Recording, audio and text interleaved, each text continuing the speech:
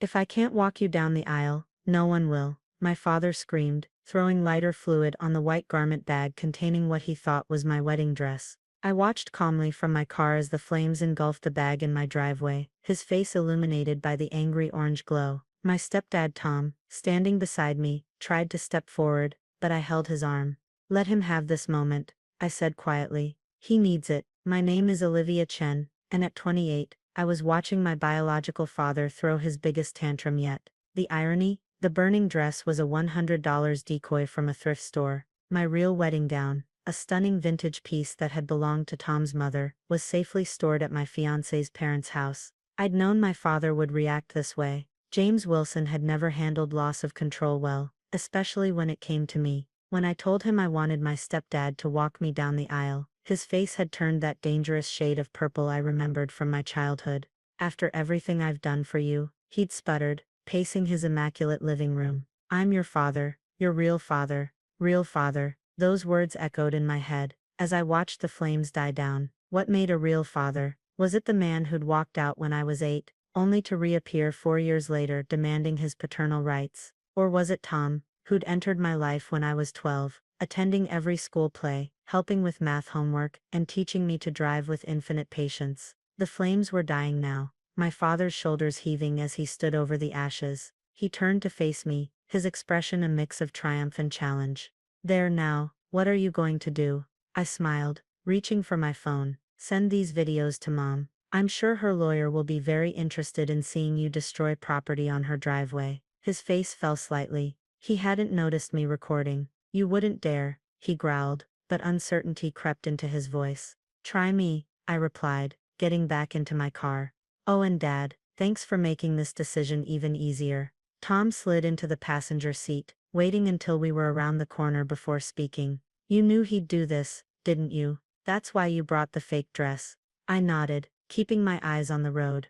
"Dad's nothing if not predictable. He's been trying to control every aspect of the wedding since Michael proposed. The venue, the guest list, even the flowers. When I told him you were walking me down the aisle, he lost it," Tom finished, shaking his head. "I'm sorry, Liv. Maybe we should rethink this. I don't want to cause problems between you and your father." I pulled the car over, turning to face the man who'd been more of a father to me in 16 years than James Wilson had been my entire life. "You're not causing problems. He is, and I'm done letting him manipulate every important moment in my life." The truth was, this decision had been years in the making. Every time my father had disappointed me, Tom had been there. When Dad forgot my high school graduation, claiming a business emergency, Tom had cheered the loudest as I received my diploma. When Dad criticized my choice to study photography instead of law, Tom had helped me set up my first darkroom. And when Michael proposed 6 months ago, it was Tom who'd hugged me first, who'd shed happy tears and welcomed my fiancé to the family. My father, he'd demanded to know Michael's family background and income before offering a reluctant congratulations. My phone buzzed, Mom calling. "Did you see the videos?" I asked when I answered. "Oh honey," she sighed. I knew he'd react badly, but this is a new low. "Are you okay?" "I'm fine, Mom. Actually, I'm great. For the first time, I feel like I'm making the right choice." "Your father just called me, ranting about ungrateful daughters and family loyalty. He's threatening to skip the wedding entirely." "Let him," I replied, surprised by how little that prospect hurt. "He's been skipping the important moments in my life for 20 years. Why break tradition now?" After hanging up, I drove Tom home. My mom and Tom had divorced 3 years ago. Sometimes love isn't enough to keep people together, but they'd remained friends, and he was still very much my dad. Standing in his driveway, he pulled me into a tight hug. "You know," he said, his voice rough with emotion, "walking you down the aisle would be the honor of my life, but only if you're absolutely sure." I hugged him tighter. I've never been more sure of anything. That evening, as I sorted through childhood photos for the wedding slideshow, I found myself lingering over the differences. Pictures with my father were always formal, posed, his hand on my shoulder like a businessman closing a deal. But the ones with Tom, they caught real moments, teaching me to fish, covered in flour from failed baking experiments, laughing at bad movies. My phone kept buzzing with texts from Dad. "You're making a huge mistake. This is a betrayal of blood.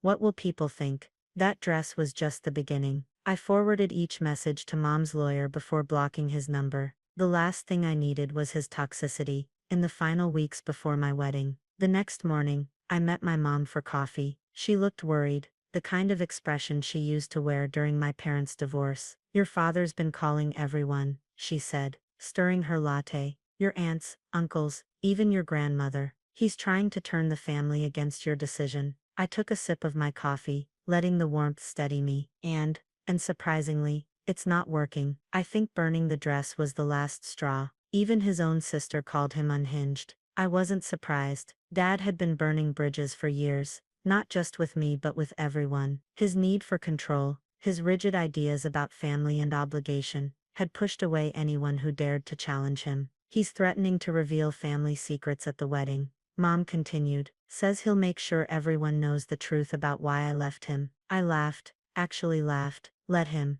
The truth is exactly what I want everyone to see, because the truth was simple. Love isn't about biology or obligation, it's about choice. Every day Tom chose to be my father, even after divorcing my mom. Every day he showed up, supported me, loved me unconditionally. My father, on the other hand, saw parenthood as ownership. He'd never understood that respect and love had to be earned, not demanded. Later that night, as Michael and I looked at the charred remains of the decoy dress in my mom's driveway, he squeezed my hand. "No regrets," I squeezed back, thinking of the beautiful vintage dress waiting safely at his parents' house, of Tom's proud tears when I'd asked him to walk me down the aisle, of all the moments that had led to this decision. "No regrets," I replied firmly. "But we should probably hire security for the wedding. Something tells me Dad's show isn't over yet." What I didn't tell Michael was that I had a contingency plan for whatever my father might try next. After all, I was my father's daughter. In one way, I'd learned to think 3 steps ahead. The next few days would prove just how necessary that planning had been. 3 days after the dress burning incident, I arrived at my photography studio to find my father waiting outside. He looked disheveled, his usually impeccable suit wrinkled, his eyes bloodshot. "We need to talk," he said, stepping forward. "You're making a terrible mistake." I unlocked the studio door, considering my options. The only mistake was not having a restraining order ready. "Don't be dramatic," he scoffed, following me inside uninvited. "I'm trying to protect you. That man isn't your real father. He has no right." "That man," I cut him off, "has been more of a father in 16 years than you've been in 28. But this isn't about Tom, is it? This is about control." My father's face darkened. "You want to talk about control? Fine, let's talk about how I can pull my investment in this studio anytime I want." I smiled, setting my bag down calmly. "What investment would that be?" "Don't play dumb, Olivia. Who do you think provided the startup money for this place?" "Your mother told me all about helping you with the down payment." "Did she?" I pulled out my phone, scrolling through my photos. "That's interesting, because I have all the paperwork right here. Every penny came from my wedding photography business that I ran through college. The business you called a waste of time, remember?" He blinked, confusion crossing his face. "But your mother said." "Mom said what I asked her to say, because I knew you'd try something like this eventually. You always do." For the first time, uncertainty crept into his expression. "You set me up?" "No, Dad, I protected myself. There's a difference." I turned my computer monitor toward him, showing my thriving business's financials. "Every client, every booking, every penny, I earned it all myself. You have no power here." He slumped into a chair, looking suddenly older. "Why?" he whispered. "Why go to such lengths to exclude me?" "Exclude you?" I couldn't help but laugh. "Dad, you excluded yourself. Every time you missed a birthday. Every time you criticized my choices. Every time you tried to control my life through money. You were the one pushing me away." "I was trying to make you strong," he protested weakly. "No, you were trying to make me dependent. There's a difference." Just then, my phone buzzed with a text from Tom. "Everything okay? Your mom said James was heading to the studio." I smiled, typing back, "All good. Plan B in motion." My father caught the exchange. "Plan B? What are you plotting now?" "Nothing, Dad. Just preparing for your next move. Like trying to sabotage the venue booking, which is why I have 2 backup locations ready. Or attempting to cancel the catering, which is why everything's in Michael's family's name. Or maybe showing up drunk at the rehearsal dinner to make a scene, which is why we hired security." With each word, he seemed to shrink further into the chair. "You really think I'd go that far?" You burned what you thought was my wedding dress in Mom's driveway, I reminded him. So yes, I think you'd go that far. He stood up suddenly, straightening his jacket. You've changed. The daughter I raised would never be this calculating. The daughter you raised grew up. She learned to protect herself, and now she's giving you one last choice. I handed him an envelope. Inside was a wedding invitation, and a contract drawn up by Mom's lawyer. You can either sign this agreement to behave appropriately and attend the wedding as a guest, not as the father of the bride, or you can skip it entirely. Either way, Tom is walking me down the aisle. He stared at the papers, hands shaking slightly. And if I refuse, if I decide to tell everyone the truth about your precious Tom, I pulled out another envelope. Then these photos go public. Remember all those business trips when I was growing up? The ones where you were supposedly working? Mom wasn't the only one who hired a private investigator during the divorce. His face went pale. You wouldn't try me, I said quietly. I learned from the best after all. After he left, clutching both envelopes, I sat at my desk, feeling drained but relieved. Tom called a few minutes later. You okay, kiddo? Yeah, I sighed. Just tired of playing chess with someone who thinks he's the only one who knows the rules. Your mom told me about Plan B. You sure you want to go through with it? I looked at the framed photo on my desk. Tom teaching me to ride a bike, his hands steady on the seat as I wobbled forward. Absolutely sure. Dad needs to learn that actions have consequences. Well, whatever you decide, I'm proud of you. Standing up to him couldn't have been easy. Tears pricked my eyes. Thanks, Dad, for everything. As I hung up, another text came through. This time from my father. You win. I'll sign the agreement, but don't expect me to pretend to be happy about it. I forwarded the message to Mom's lawyer, then opened my calendar to check the wedding timeline. 2 weeks to go, and somehow I knew my father still had one last card to play. I just hoped Plan C wouldn't be necessary. The morning of my wedding dawned clear and bright. I stood in the bridal suite, wearing Tom's mother's vintage dress, when my mom burst in, face flushed. Your father's here, she said, and he's drunk. I met her worried gaze in the mirror. Did he sign the agreement?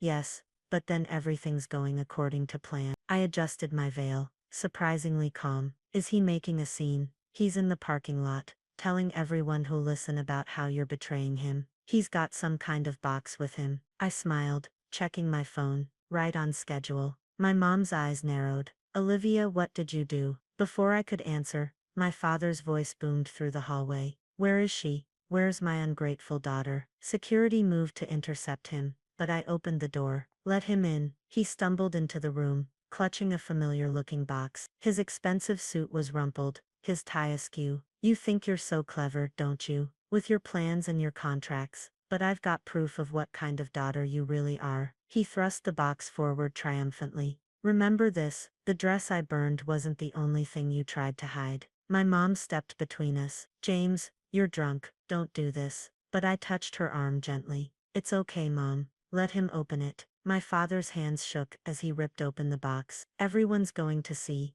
He froze, staring at the contents. Inside were dozens of photographs. Not the scandalous evidence he thought he had, but pictures of every moment he'd missed in my life. My high school graduation, where his seat sat empty. My college art show, where Tom stood proudly beside my work. Birthday parties, school plays, award ceremonies, all showing the same pattern. Tom was there, beaming with pride, while my father's absence spoke volumes. What is this? He whispered. This is why Tom is walking me down the aisle, I said quietly. Every photo shows a choice. Your choice is, Dad, to be absent, to prioritize everything else over your daughter, to miss the moments that mattered. He slumped into a chair, the box falling from his hands. But I provided for you. I gave you everything, except yourself, I finished. And that's all I ever wanted. My mom picked up one of the scattered photos, me at 16, winning a photography contest. Tom was hugging me while I clutched my camera. I remember this day, she said softly. You said you had an important meeting. I did. My father protested. The Johnson merger was crucial. It was always crucial, I interrupted. There was always something more important than being there for me. Well, today is crucial too, Dad. And once again, you have a choice. I handed him a small envelope. Inside was a check, covering every penny he'd ever given me, with interest. You can either leave now, dignity intact, or stay and watch another man walk me down the aisle. Either way, after today, we're done. I'm releasing us both from this pattern. He stared at the check, then at the photos scattered around him. For the first time, I saw something crack in his carefully constructed facade. I really missed all of this. Yes, I said simply. And now you're missing this too. As if on cue, Tom appeared in the doorway, looking handsome in his tuxedo. He took in the scene, the scattered photos, my drunk father, the tension in the room, and immediately understood. Ready, kiddo? He asked softly. I looked at my father one last time. He was still staring at the photos, shoulders shaking slightly. I'm ready, Dad, I replied, taking Tom's arm. As we left the room, I heard my father's quiet sobs behind us. My mom would handle him, make sure he left quietly. The security team would ensure he didn't return. Walking down the aisle, with Tom minutes later, I felt lighter than I had in years. Michael waited at the altar, his face glowing with love, and our gathered friends and family beamed. You okay? Tom whispered as we walked. I squeezed his arm. Perfect. You know what was really in that box he burned? What? Old receipts, and a copy of the agreement he signed. I knew he'd try to make a dramatic gesture, so I gave him the opportunity. Sometimes the only way to break a pattern is to let it play out one last time. Tom chuckled softly. You really are something else, you know that. I learned from the best, I smiled. Both what to be, and what not to be. As Tom placed my hand in Michael's, I caught my mom's eye in the front row. She nodded slightly. My father was gone, and with him, the last shadows of control he'd held over my life. Sometimes the best revenge isn't confrontation or exposure. Sometimes it's simply showing someone exactly what they chose to miss, then walking away to live your best life without them. And as I said I do to the man I loved, with the father who chose me standing proudly beside us, I knew I'd made the right choice.